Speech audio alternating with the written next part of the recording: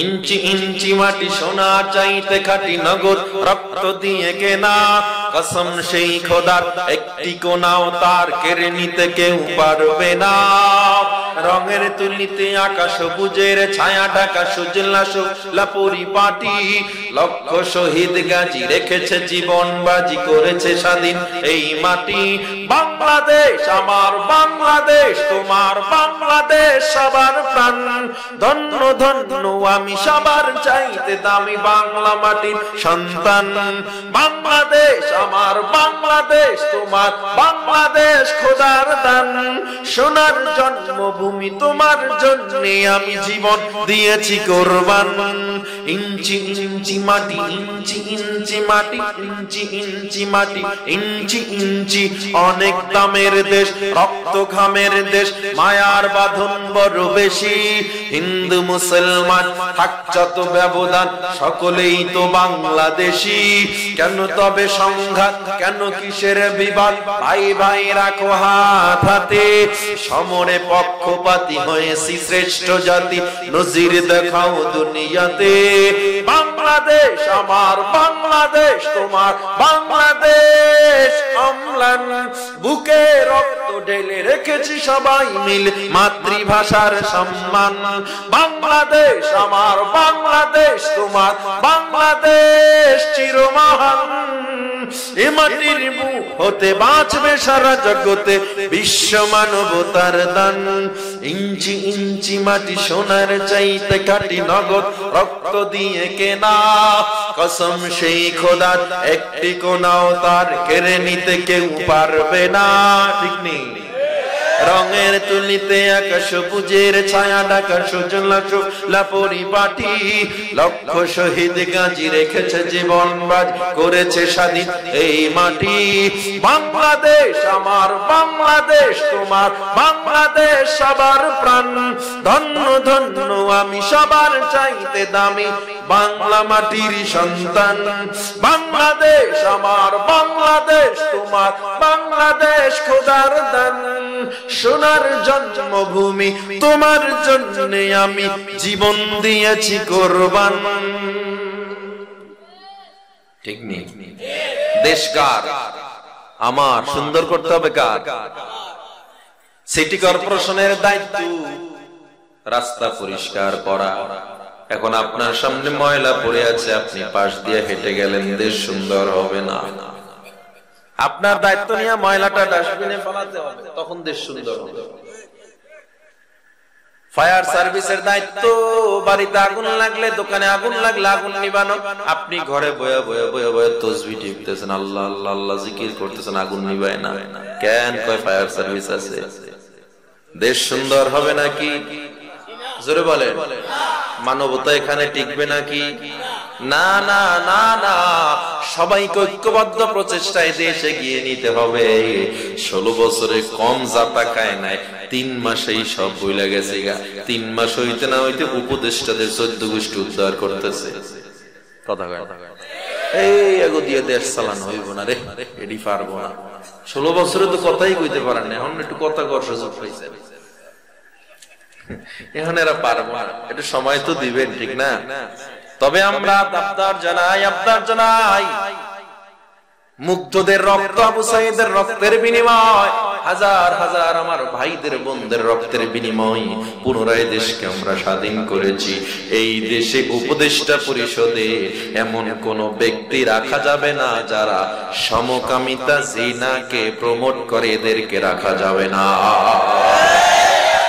নতুন করে উপদেষ্টা একজন ঢুকানো হয়েছে, যিনি চলচ্চিত্র নির্মাতা, সমকামিতা প্রমোট করে, যিনি জিনাকে প্রমোট করে, ইসলামকে জঙ্গিবাদ হিসেবে নাটক উপস্থাপন করে। উপদেষ্টা পরিষদে আমরা আবদার করি, মুগ্ধদের রক্তের সাথে সাঈদের রক্তের সাথে বেঈমানি করবেন না। ঠিক নেই? আপনারা সবাই কি আমার পক্ষে না বিপক্ষে?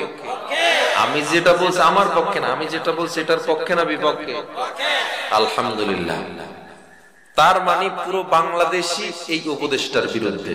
যত জায়গায় ওয়াজ করছি, যাদেরকে জিজ্ঞেসে হাত উঠাইতে বলছি, সবাই কইছে হুজুর চাই না চাই না।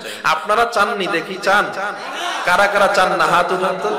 মাশাআল্লাহ। এই মিডিয়া ক্যামেরা ঘুরান, দেখান পুরো বাংলাদেশের মানুষকে দেখান। সোনারগাঁয়ের মানুষ, এই ক্যামেরা ঘুরাও, দেখেন সোনারগাঁয়ের মানুষ এই উপদেশটাকে চায় না। হাত নাড়াইয়া দেখায় দেন আপনারা চান। এটা কি আমি বলছি এই জন্য না মন থেকেই চান না? আপনারা কি আমার টাকায় আসছেন এখানে? আমার খাইতে আসছেন? সবাই কি আমার দলের লোক? আপনারা নিজ নিজ দলের লোক, এরপর এই উপদেশটাকে চান না। এই ক্যামেরা ঘুরে দেখায় দাও, পুরো বাংলাদেশ দেখবে, আগামীকালকেই দেখবে যে আপনারাও সোনারগাঁও থেকে এই উপদেশটাকে, সমকামিতাকে প্রমোটকারী কোন ব্যক্তি, জিনাকে প্রমোটকারী কোন ব্যক্তিকে আমরা উপদেশটায় চাই না, চাই না। নারায়ে তাকবীর। আল্লাহ কবুল করেন বলেন। ও মুসলমান ইমানদার, তাইলে দেশকে আমাদের সুন্দর করে এগিয়ে নিতে হবে। এটা যদি এগিয়ে নিতে চাই, দূরত্ব রাখা যাবে নাকি? দূরত্ব রাখা যাবে? সবাইকে এগিয়ে আসতে হবে। কষ্ট হচ্ছে আপনাদের? একটু চলবে? এত টাইম যারা বসছেন, আখিরি মোনাজাত দিয়ে কি যাইতে পারবেন? একজনও যদি উঠেন, টান দিয়ে বসাই দেব, কারণ আমি জানি আলোচনা শুনলে উঠেন না। কিন্তু আখিরি মোনাজাত না দিয়ে যদি যান, আমি কিন্তু বসাই দেবো ডাক দিয়ে, বুঝবো যে শয়তানে ধরছে আপনারা। তবে আমি আশা করি, জানি, দেখি উঠেন না কেউ, ঠিক না? আখিরি মোনাজাত না দিয়ে আমরা যাবো ইনশাআল্লাহ। আগামীকালকে এখানে ওয়াজ চলবে, চলবে নি? আল্লাহ তৌফিক দিক। সবাই 2 জন করে দাওয়াত নিয়ে আসবেন। কয়জন? বেশি করে দাওয়াত দিয়ে আসবেন। একটু আগে আসার সময় আজাদি ভাইয়ের সাথে ফোনে কথা হইলো, আসবে উনি ইনশাআল্লাহ। বাকি বক্তাদের কথা বলতে পারি না। আজাদি ভাই চমৎকার আলোচনা করেন। আল্লাহ তাআলা উনি সহ আরো যারা বক্তা আছেন সবার আলোচনা কবুল করে নেন। আরো আস্তে করেন। তাহলে আজকে আমাদের আলোচ্য বিষয় ঈমানের পরীক্ষা। আল্লাহ বলে আমি পরীক্ষা করব। নবীদেরকে আল্লাহ পরীক্ষা করেছিলেন। ইব্রাহিম নবীর আল্লাহ পরীক্ষা করছেন কি করেন নাই? এর বাপ বা কোন কোন বর্ণনায় চাচা ছিল আজর, হে মূর্তি বানাইতো। কি করতো? ইব্রাহিমের একদিন কয় তুই একটু মূর্তি লই বাজারে যা। ইব্রাহিম তো মাথা নাড়া দিছে, কিন্তু বাপের সাথে বেয়াদবি করা যায়? মূর্তি নিয়ে বানিয়ে রওনা দিছে। পথের মধ্যে যাইয়া মূর্তিগুলোর সবগুলোর পায়ে রশি বাঁধছে। বাইদের পরে কাঁধের উপরে ফালাইয়া টানতে টানতে বাজারে লইয়া গেছে। বাজারে নিয়ে যখন ওই ডালা হাজির ভিতরে রাখছে, ওই পাত্রের ভিতরে রাখছে, ক্রেতারা এসে দেখে তার খোদার কার কান নাই, কোন খোদার নাক নাই, কোন খোদার বাও নাই। হায় হায়, এটা কে করছে? ইব্রাহিম এটি কি করছো? আমি করি না, এরা মারামারি করে করছে। ওইটা কথা কইলে এরা মারামারি করতে পারে? কয় না, মারামারি করতে পারে না। কয় না, এই আবার আপনারে বানাইছে কেমনে? তাইলে সুবহানাল্লাহ, এদের গায়ে শক্তি নেই, আপনারা বানাইলো কেমনে? ফিআলুল হাকিম লা ইয়াখলু আনিল হিকমা। হাকিমদের কোন কাজ হিকমত ছাড়া না। উনি এই কাজটা করছে, মানুষ যাতে প্রশ্ন করে বাংলো কা, আর এই উত্তরটা দিছে এরা পিডি করছে। এরা পিডি করে কেমনে? কয় শক্তি আছে। কয় শক্তি নাই। কয় না, হয়তো আপনারে বানাইলো কেমনে? আসমান চালায় কেমনে সে? সুবহানাল্লাহ বললেন না? এবার বাড়িতে নিয়ে গেছে। আজর কয় কি খবর? আমার খোদাগুলোর এমন হালত কে করছে? আব্বা আমি জানি না, এরা করছে। ফাইজলামি করছ আমার লাগে। এরা কেমনে করে? কয় এরা কি পারে না? কয় না। তাইলে বাবা তুমি এদের মানো কেন? যে নিজের হাতটা রক্ষা করতে পারে না, যে নিজের দেহটা রক্ষা করতে পারে না, পাও রক্ষা করতে পারে না, নাক রক্ষা করতে পারে না, সে তোমারও প্রভু হতে পারে না, আমারও প্রভু না। আমার প্রভু কে? বলে আমার প্রভু আল্লাহ। কেমন আল্লাহ? যিনি সূর্য উঠায় পূর্ব থেকে আবার পশ্চিমে সূর্যটারে ডুবায়, যিনি আসমানে চন্দ্র তারকার মালিক, যিনি জান্নাত জাহান্নামের মালিক, তোমারে আমারে যিনি খাওয়ান, এই আল্লাহ হলো সেই আল্লাহ। আমি সেই আল্লাহর ইবাদত করি। জোরে কোন আল্লাহু আকবার। তাওহীদের দাওয়াত দিয়া দিল। এদিক দিয়া নমরুদ ছিল তখনকার ওই সময়ের সর্বশ্রেষ্ঠ প্রভাবশালী ব্যক্তিত্ব, বাদশা। তাদের মেলা হয়, মেলা। হিন্দুদের একটা মেলা হয়, দেখবেন মেলা উপলক্ষে অনেক তারা কার্যক্রম করে। এই মেলায় সবাই চলে গিয়েছে, ইব্রাহিম যায় না। গানা সাকিম, আমার পেটে ব্যথা, অসুস্থ আমি। সবাই মেলায় গেছে। ইব্রাহিম আলাইহিস সালাম একটা অস্ত্র নিয়ে, ধারালো কুড়াল নিয়ে নমরুদের ইবাদতখানায় ঢুকছে, মূর্তিগুলোরে ফিডাইবে। কুড়াল দিয়া পিডায়া পিডায়া সব মূর্তিগুলোরে ভাঙছে। যেটা 10 হাতের বড়, এটার কান্দে কুড়ালটা বাজায় রাখছে। নমরুদ যখন আসছে দেখে সব খোদার 12টা বাজায় ফেলাইছে। নমরুদের মেজাজ গরম, আমার খোদার এমন অবস্থা, কে করলো আমাদের উপাসনালয়, রাজপ্রাসাদের উপাসনালয়, কার এত বড় সাহস মূর্তির গায়ে আঘাত করছে। সব তালাশ করে প্রজারা দেখলো ইব্রাহিম ছাড়া সবাই মেলায় গিয়েছিল। আজর এবার সাক্ষী দেয়, হ্যাঁ ইব্রাহিম আমি দেখছি কিছুদিন ধরে আমগো মূর্তির বিরোধিতা করে, ও হইতে পারে, ধইরা আনছে। ইব্রাহিম এই কাজ তুমি করছো?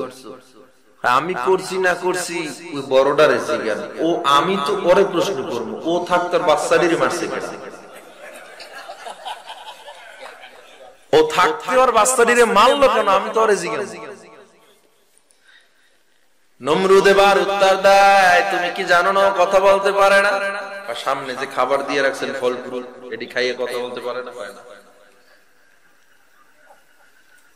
এরপরে ইব্রাহিম কুড়াল লই ওইটারও মারতে গেছে, ওটারও ভাঙবে নমরুদের সামনে। ইমানের পাওয়ার থাকলে যা হয়, ঠিক কিনা জোরে বলেন। নমরুদ কয় সাবধান, এটার গায়ে হাত দিবি না। ও কেন রক্ষা করলো? মানে নমরুদের থেকে উত্তর বের করতে চাচ্ছে ইব্রাহিম সব প্রজাদের সাথে। কয় ও রক্ষা করবে কেমনে? ওর তো শক্তি নাই, জান নাই, কিছু নাই। ইব্রাহিম নবী ডেকে বলে, ও নমরুদ, যার কোন শক্তি নাই বাচ্চাকে রক্ষা করা, আরে তুমি খোদা মানো আর আমি আমার এমন আল্লাহরে মানি, লা তাখুযুহু সিনাতুম ওয়ালা নাওম। আমার আল্লাহ আমারে এমন ভাবে পাহারা দেয়, একটা সেকেন্ডের জন্য আল্লাহ তন্দ্রাও দেয় না, ঘুমায় না। আমি এমন আল্লাহর ইবাদত করি। ইব্রাহিম ও নমরুদ, যিনি জমিন থেকে আসমান থেকে পানি বর্ষণ করে, জমিন থেকে উদ্ভিদ ফল ফসল আল্লাহ আমাদেরকে দেয়, এমন আল্লাহর ইবাদত করি যিনি বাতাস সাপ্লাই দেয়, যার কোনো সমকক্ষ নাই, যিনি এক, তার সাথে কোনো শরীক নাই। ও নমরুদ, তুমিও কালেমা পড়ে নাও, জোরে বলেন সুবহানাল্লাহ। কিন্তু নমরুদ তো খোদা দাবি করে, কালেমা পড়বে নাকি? নমরুদ কয়, প্রজাদেরকে ডাক দিয়া কয়, দেখছো কত বড় মূর্খ, তাড়াতাড়ি শাস্তির ব্যবস্থা করো। কথা কাটাই। কিছু মানুষ আছে কয়, তোরে যদি পারি না বলে তোরে আটকাম কলে, ঠিক নেই, বলে না পাইরা কলে আটকায়। অগ্নিকুণ্ড সাজাও, ইব্রাহিমকে আগুনের মধ্যে ফালাতে হবে। এমন অগ্নিকুণ্ড সাজাইলো, তাফসীর ইবনে কাসিরে বলা হয় এই অগ্নিকুণ্ডের 70 গজ উপর থেকে পাখি গেলেও পাখিগুলো পুড়ে যায়, এত বড় তাপের আগুন বানাইছে।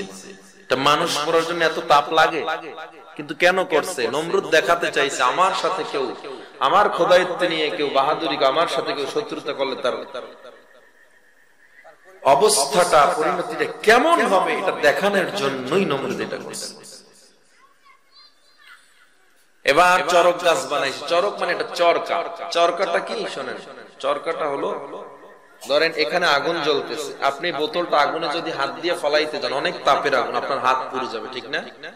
এখন আমি একটা চরকা বানাইলাম, এই দেখেন, এই চরকার এক পাশে রাখলাম, এই যে এই ধরেন ইব্রাহিম, এই চরকার গোড়া, ঠিক নেই? এইটা দিয়ে যদি আমি এরকম ঘুরাইয়া ফালাই আগুনের ভিতরে, আমার হাতে আর তাপ লাগলো? এরকম বিশাল চরকা বানাইয়া মাথায় ইব্রাহিমকে বাঁধছে, দাঁড় করে। ইব্রাহিমকে বাঁধার পর চরকা দিয়া ফালাবে। চরকায় যখন টান দিছে, তাফসীরে বলা হয় চরকা নড়ে না, চরকার নড়ে না। এবার বড় মুফতি সাহেব হাজির হয়ে গেছে, চিনেন নি? শয়তান। এর চেয়ে বড় ইলমওয়ালা মুফতি পৃথিবীতে নাই। আমগো মতো মুফতি কামেই লাগে না। ইবলিস এসে বলে, নমরুদ তুমি যত চেষ্টা করো কাম হবে না, কারণ ইব্রাহিমের সাথে শুধুমাত্র তাকায়া দেখো, এখানে ইব্রাহিমের সাথে কেউ নেই। কিন্তু ইব্রাহিমের সাথে স্বয়ং আল্লাহ, ইব্রাহিমের সাথে হাজার হাজার ফেরেশতা সরব গাছ ধরে রাখছে। আল্লাহু আকবার, আল্লাহ। ইব্রাহিমকে আগুনে ফেলানো যাবে না, কয় কি করবো বলে, ইব্রাহিমকে উলঙ্গ করে দাও। ইব্রাহিমকে উলঙ্গ করলে সব ফেরেশতারা চলে যাবে। কে উলঙ্গ করবে? যত চোর হোক, বাটপার হোক, মন্ত্রী যদি দোষী হয়ে, দেখবেন কেউ তারে উলঙ্গ করতে চাইবে না, ঠিক না? ইব্রাহিম এমন একজন ব্যক্তি, সম্মানিত মানুষ, কেউ সাহস করে না। হাজুর হাত উঠে বলে আমি উলঙ্গ করব। ধর্মে চেনে না, কে কে চোর চেনে না ধর্ম।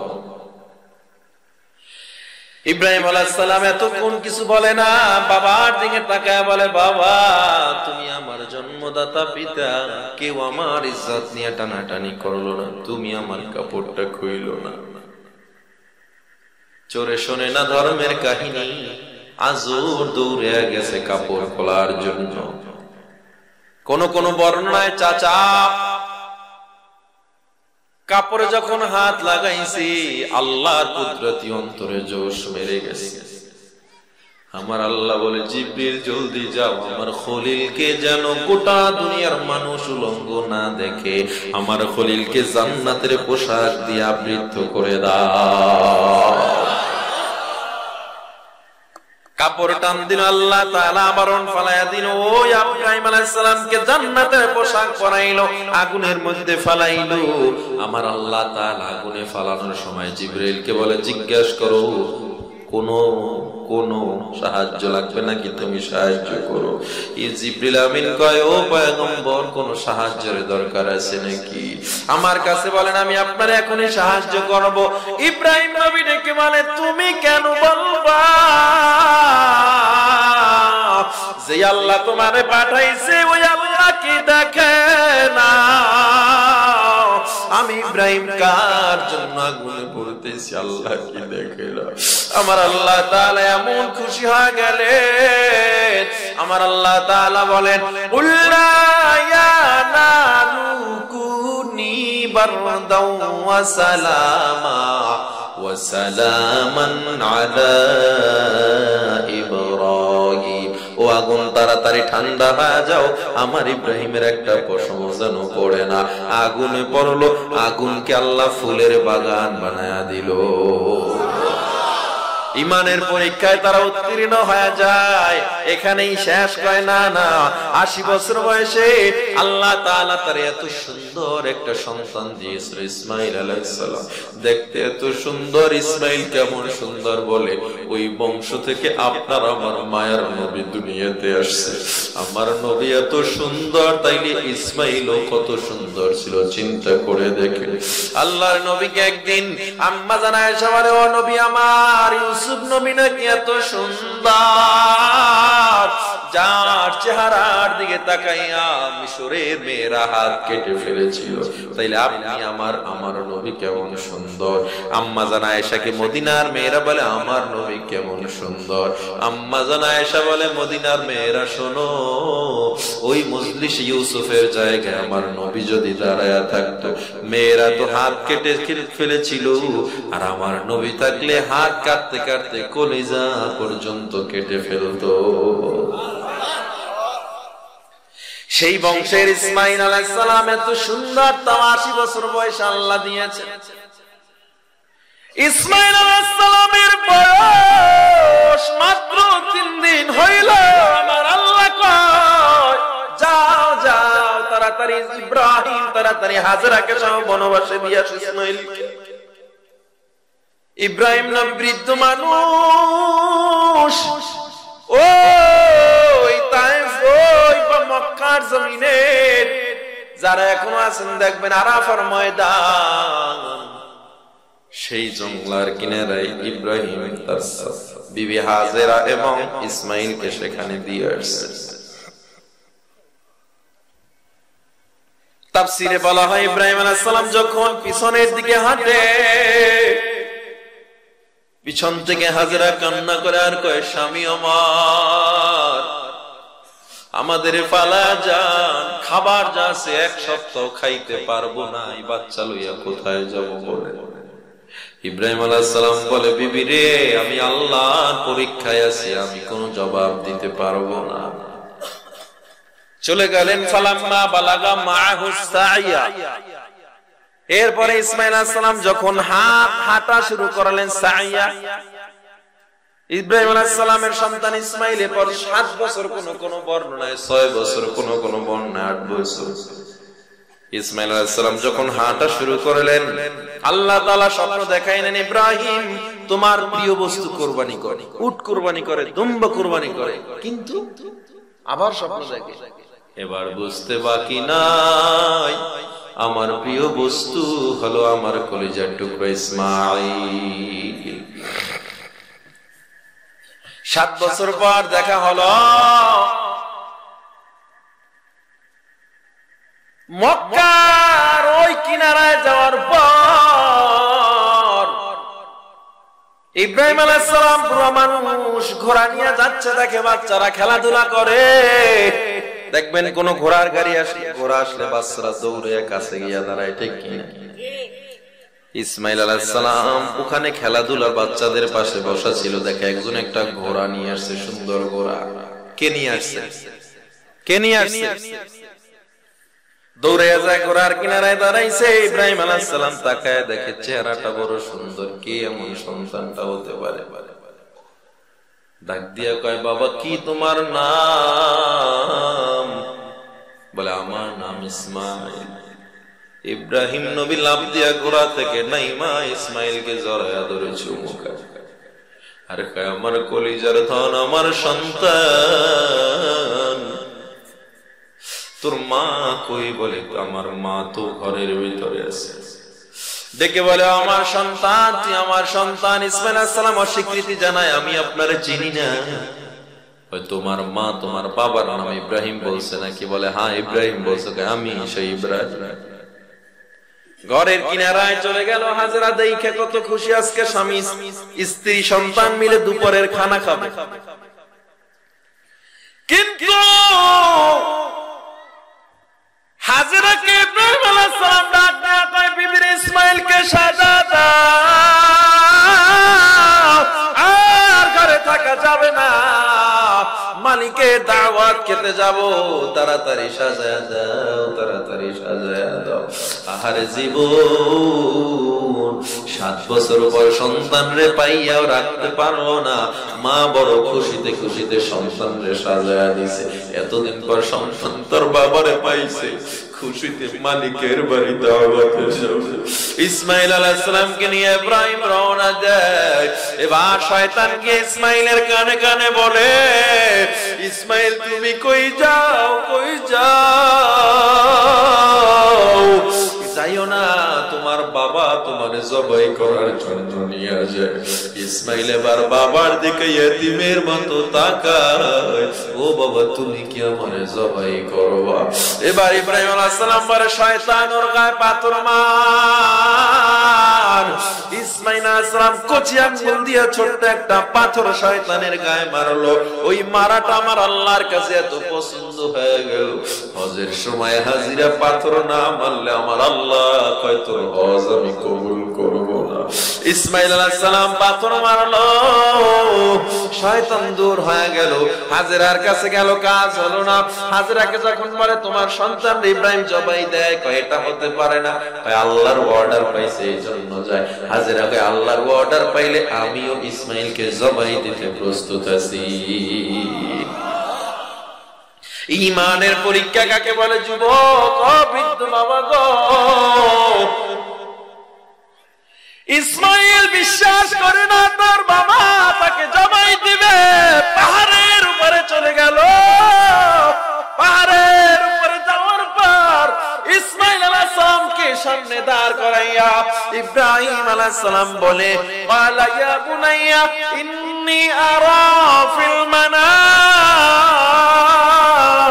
আন্নী আযবাহুকা ফানজুর মাযা তারা। ও আমার সন্তান, আমি স্বপ্নে দেখছি তোমার জবাই করতেছি, এই ব্যাপারে আমি তোমার মতামত চাই। কেমন বাবার কেমন সন্তান। ইসমাঈল আলাইহিস সালাম ডাক দিয়ে বলে, বাবা ইয়া আবাতি ফাল মা তুমার, ও বাবা আল্লাহ আদেশ করছে তাড়াতাড়ি আপনি কার্যক্রম শুরু করে দেন। আল্লাহু আকবার, আল্লাহু আকবার বলেন, আল্লাহু আকবার। সাতাজিদুনি ইনশাআল্লাহ, সাতাজিদুনি ইনশাআল্লাহু মিনাস সাবিরিন। ও বাবা আমার ধৈর্যশীলদের মধ্যে পাবেন, আমি দৌড়াবো না, আমি আছি। ইসমাঈল আলাইহিস সালামের হাত বেঁধে নিল। তাফসীরে রুহুল মানি, তাফসীরে মাযহারি কাজী সানাউল্লাহ পানিপতি রাহমাতুল্লাহ আলাইহি উল্লেখ করে, হাতটা বাঁধার সময় ইসমাঈল আলাইহিস সালাম চোখ থেকে একটু পানি পড়ছে। ইব্রাহিম বলে, ও সন্তান তুমি কাঁদতেছো কি? ভয় করে না, আমি কাঁদি আমার মায়ের জন্য। ও বাবা তুমি যখন ছিলে আমার মা পানি খাওয়ানোর জন্য সাফায় দৌড়াইছে, মারওয়ায় দৌড়াইছে, জমজম তৈরি হয়েছে। আজকে যদি আমার মা জানে আমি সবাই হয়ে গেছি, না জানি আমার মা পাগল হয়ে যায়। তুমি একটু আমার মারে বুঝায় রাখো, আমার নিয়ে টেনশন যেন না করে। আল্লাহ আমাদেরকে কিয়ামতে দেখা করায়া দিবে। ইব্রাহিম আলাইহিস সালাম এবার হাত বেঁধে উপর যখন চিৎ করে শোয়া না, ইসমাঈল আলাইহিস সালাম বলে, বাবা আমারে উপর করে শোয়া নাও, কারণ আমার চেহারার দিকে তাকাইলে ছুরি নাও চলতে পারে। ইসমাঈল আলাইহিস সালামকে উপর করে শোয়ায়া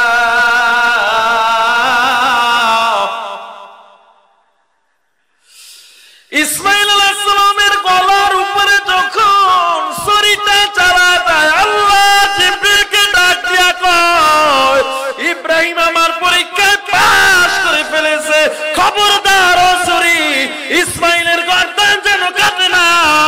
ও জিবরিল জলদি যাও, ইসমাঈলের সরাইয়া ইব্রাহিমের ছুরির নিচে জান্নাতের দুম্বা শোয়া দাও। আল্লাহর হুকুমে ইসমাঈলকে সরাইয়া জান্নাতের দুম্বা যখন শোয়া দেয়, হাতে রক্ত লাগার পর বাঁধনটা খুলিয়া তাকায় দেখে ইসমাঈল দাঁড়ায় রয়েছে। ইব্রাহিম আলাইহিস সালাম কাহারে আমার কুরবানি এখনো হয়নি, আল্লাহরে আমি খুশি করতে পারি না। বাবা আয় আয় আবার তোরে সবাই করতে হবে। আল্লাহ ডাক দিয়া কয়, আমার খলিল আর লাগবে না, আর লাগবে না। আমি সন্তান দিয়া তোমারে পরীক্ষা করছি, আগুনে ফালায়া পরীক্ষা করছি, তুমি আমার পরীক্ষায় ফেল করো নাই। যাও, এই দুম্বা আমি জান্নাত থেকে পাঠাইছি। ঘরে হাজেরা কান্দে, জান্নাতের দুম্বা নিয়ে পাক কইরা সবাই খাও, আর হাজেরাকে বলো মালিক জান্নাত থেকে দুম্বা পাঠাইছে। ও আমার মুসলমান ভাইরা রে, তাদের ঈমানের পাওয়ার। আব্দুল্লাহ ইবনে হুযাফাকে উজরের কথায় বন্দী করা হলো। সবাই রে তৈলের মধ্যে ডুবাইয়া দিল, আব্দুল্লাহ ইবনে হুযাফারে ডুবায় না। 3 দিন হয়ে গেছে আব্দুল্লাহ হুযাফারে খানা দেয় না। উজির বলে, হারাম খানা মুসলমানের জন্য শুকরের গোশত, ওর পেটে যেহেতু এত ক্ষুধা, ওরে গিয়া এই গোশতগুলো দাও, শুকরের গোশত খাইলে ওর ঈমান দুর্বল হয়ে যাবে। আব্দুল্লাহ ইবনে হুযাফার কামরার মধ্যে যাইয়া যখন তাকে শুকরের গোশত দেওয়া হলো, আব্দুল্লাহ ইবনে হুযাফা গোশতের দিকে তাকায়া পিরিশটা সরাইয়া দিয়েছে, বেলাটা সরাইয়া দিয়েছে। 3 দিনের ক্ষুধা। আব্দুল্লাহ ইবনে হুযাফার এমন অবস্থা দেখিয়া উজির আবার টেনশনে পড়ে গেল, কি দিয়া করবে এবার? সুন্দরী মহিলা, সুন্দরী মেয়ে দিয়া তারে বশ করবে। হিরাক্লিয়াসের মেয়ে সবচেয়ে শ্রেষ্ঠ সুন্দরী, তারে কামরার মধ্যে ঢুকায়া দরজা দিক দিয়ে বন্ধ করে দিয়েছে। হিরাক্লিয়াসের মেয়েটা তার কাছে গেছে, কিন্তু একটা বারের জন্য আব্দুল্লাহ ইবনে হুযাফা ওই মেয়েটার দিকে তাকায়, এত সুন্দরী রূপবতী। একটা বারের জন্য তাকায় না, যত তাকায় তত দেখে ওই মেয়েটা তাকায় দেখে এই লোকটা আমার প্রতি কোনো ধ্যান নাই, মগ্ন নাই, শুধু জিকির করে আল্লাহ আল্লাহ আল্লাহ, শুধু জিকির করে। একদিন রাত্রেবেলা 2 দিন পর মেয়েটা হাতটা যখন সামনে আগায় তার স্পর্শ করবে, মেয়েটার হাতটা বাঁকা হয় পিছনে চলে যায়। মেয়েটা অবাক হয়ে যায়, এমনি মেয়েটা অনেক ভয়। এই লোকটার কাছে আমি 2 দিন পর্যন্ত একটাবারও দেখলাম না আমার দিকে তাকায়, আর তারে ধরতে গিয়া দেখি আহারে মেয়েটা আমারে ধরতে চায়, আমি ধরতে গিয়া দেখি আমারে ধরতে চায় না, হাত পিছনে চলে যায়। উজির আয়েশা কয়, ও মেয়ে তুমি কি করছো, পারছো নাকি? বলে পারছি, তোমরা যাও। এবার মেয়েটা আব্দুল্লাহ ইবনে হুযাফারে ডেকে বলে, কেমন কালেমা তুমি পড়ছো, তোমার কালেমা এত মজা, আগে তো জানতাম না। তুমি যে এত মজার মজার জিকির করছো, জিকির গুলো আমার অন্তরে লেগে গেছে। এমন কাম কোন মালিক রে পাইছো, সেই মালিকের কারণে আমার মতো সুন্দরী তোমার চোখে পড়লো না।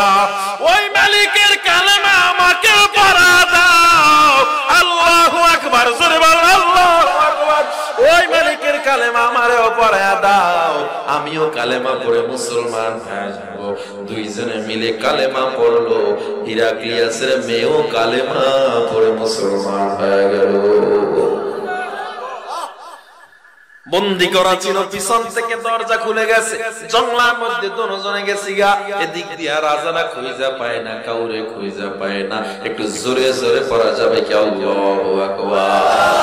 আমার মুসলমান ভাই, ঈমান আর ঈমানে পরীক্ষা আসবে, বিপদ আসবে, আল্লাহরে বলা যাবে না, আমার নবীরে কাঁদানো যাবে না, দাড়ি কাটা যাবে না, নামাজ ছাড়া যাবে না, অন্যায় করা যাবে না।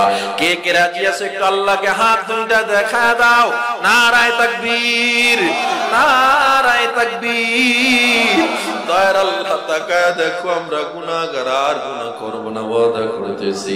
আমাদের ওয়াদার উপরে অটল থাকার তৌফিক দাও, পড়ে না আমিন। আর দাড়ি কাটা যাবে, নামাজ ছাড়া যাবে, অন্যায় করা যাবে, আল্লাহ আমাদের সবাইকে কবুল করেন। এই যে 1.5 ঘন্টার বেশি আলোচনা শুনছেন, সবচেয়ে বেশি ইম্পর্টেন্ট হলো এই যে ওয়াদাটা করছেন, আর গুনাহ করব না। এর চেয়ে বড় প্রাপ্ত এই মাহফিলের জন্য আর কিছু নাই, ঠিক না? জীবন যা কার থাক, আর আমরা গুনাহ করব। আল্লাহ তার পরীক্ষায় আমাদেরকে উত্তীর্ণ হওয়ার তৌফিক দান করেন, বিপদে আপদে আল্লাহর উপরে ভরসা রাখার তৌফিক দান করেন। সবাই দুরূদ শরীফ, আল্লাহুম্মা সাল্লি আলা মুহাম্মাদ ওয়া আলা আলি মুহাম্মাদ কামা সাল্লাইতা আলা ইব্রাহিম ওয়া আলা আলি ইব্রাহিম ইন্নাকা হামিদুম মাজিদ। আল্লাহুম্মা বারিক আলা মুহাম্মাদ ওয়া আলা আলি মুহাম্মাদ কামা বারাকতা আলা ইব্রাহিম ওয়া আলা আলি ইব্রাহিম ইন্নাকা হামিদুম মাজিদ। সবার